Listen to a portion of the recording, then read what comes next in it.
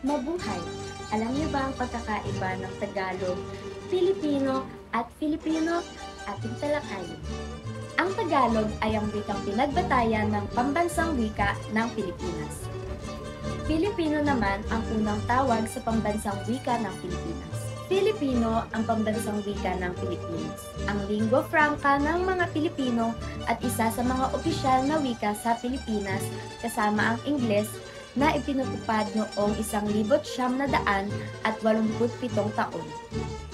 Alam niyo ba na noong panahon ng mga ninuno ay mayroon tayong katutubong paraan ng pagsusulat na tinatawag na baybayin? Base sa aking natutunan, ang alibata ay nagmula sa Arabic system samantalang ang baybayin ay ang kasalukuyang tawag natin sa alpabetong ito. Nitong panahon ng Kastila, dito naman nagbunga ang alpabetong Romano. Mayroon tayong 200 na wikain o dialekto.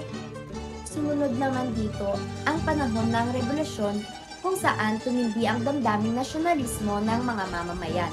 Pinamunuan ni Andres Bonifacio ang katipunan na may layuning palayain ang bansa sa ilalim ng mga mananakop na Espanyol. Dito rin nakapaloob ang pagpapatupad ng saligang batas na tinatawag na Biak na Bato.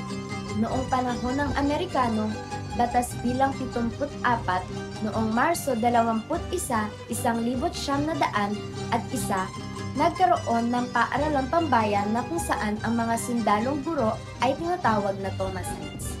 Noong panahon ng Hapones o tinatawag na gininto ang panahon ng panitikan, kung saan nagkaroon ang mga mamamayang Pilipino ng sariling pamahalaan.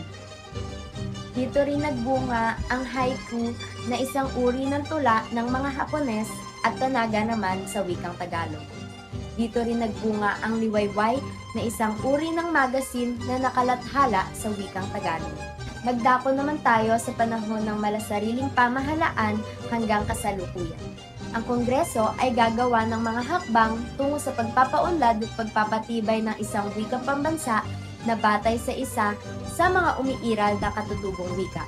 Inilathala ang Balarilang Tagalog na isinulat ni Lope K. Santos. Tayo namang magdako sa wikang Pilipino sa kasalukuyan. Pinatupad na ang wikang pambansa ng Pilipinas ay Pilipino at Ingles. Nilagdaan naman ni Corazon C. Aquino ang kautosang tagapagpalaganap bilang 335 na nag-aata sa lahat ng mga kagawaran, kawani, tanggapan at ahensya na magsagawa ng hakbang na magamit ang wikang Pilipino. Sa ating pangkasalukuyang panahon ay marami na ring nadagdag na wikang ating ginagamit.